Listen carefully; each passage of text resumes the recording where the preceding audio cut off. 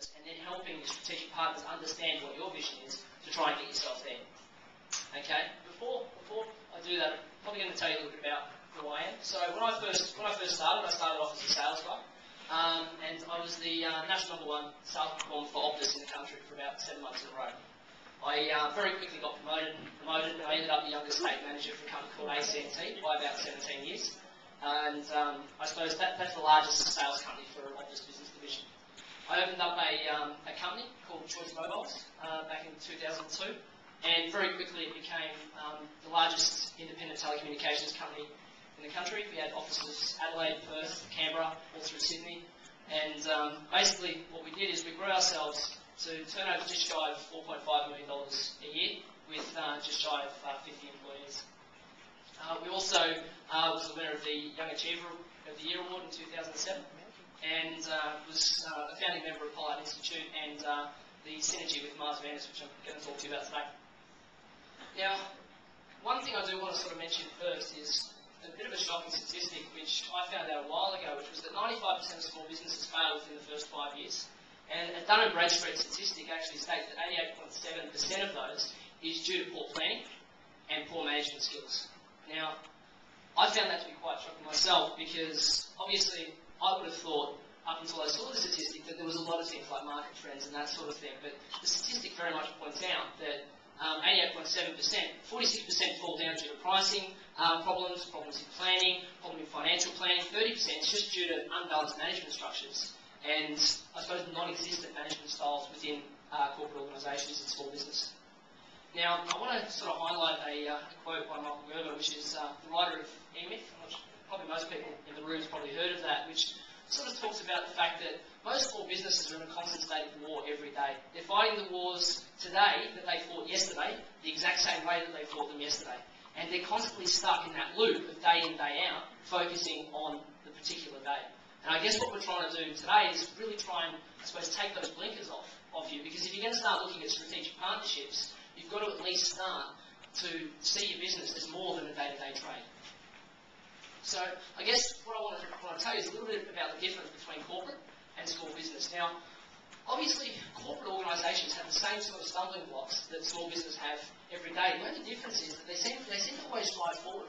And I suppose the real question is, why do they do that? And the answer is that they have a goal, they know what they're trying to achieve, and they strive continuously to achieve that. But they know officially what they're trying to get to. I suppose the most problems with small business is that they look at something simply like lack of new business, and they say, well, maybe the customers aren't there anymore, or maybe there's a new product that's in the way of me making as many sales as I want to. And they forget about things like marketing strategy, which is obviously one of the major things in management planning that most small businesses overlook. They don't look at things like their follow-through on sales. Are they chasing referrals? Are they chasing repeat business? So many small businesses are terrified to pick up the phone and make phone calls, and they haven't set themselves a strategy to try and get themselves across to actually do that. They then look at poor cash flow, and they could be blaming it on a bill that's just come in that they weren't expecting.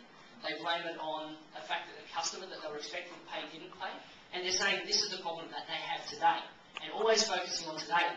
But what I guess I want you to try and start to think of is, again, remove those blinkers and start to say, well, we need to start thinking about financial planning, right? What's our receivables policy, and are we implementing that? Do we have a receivables policy? Most small businesses don't. They send out bills and then just, fingers crossed, they pay. Some pay in 7 days, some pay in 3 months. Right? The other thing that I guess most people don't take into account is seasonal variation. Well, we work with a lot of plumbers, we work with a lot of electricians, a lot of companies that, I suppose, they're business owners, left school in year 10, started an apprenticeship, and they really struggle. And I guess what we find is that a lot of these companies sort of go out and they obviously go to work, and then sometimes they're busy and sometimes they're slow. And they know that certain months are slower than others, but they don't do anything about it. They just hope to God that it doesn't happen to them again next year.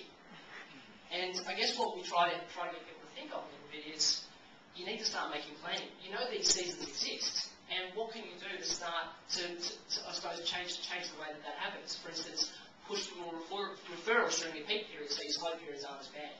Look at the staff that you're hiring, so when you're about to hit a peak period, you can actually cope with the extra amount of work that's coming through. So what I'm going to do a little bit is teach you what we can do to try and get you guys to start thinking like corporate organisations. And it's basically about learning to think big. And while I call this a bit of a get result in 90 days, take note, it's not a 90-day plan. Okay? What it's about is learning how to think long term and then doing that for the rest of your business careers, because you'll get results out of this for the rest of your business careers. So step one is open your mind. Have an open mind about your organisation, and keep in mind that your business probably isn't perfect. I speak to so many business owners on a day-to-day basis, and yeah, but my business is different. And you know what? Every business is different. About 5% of it. The other 95% is exactly the same.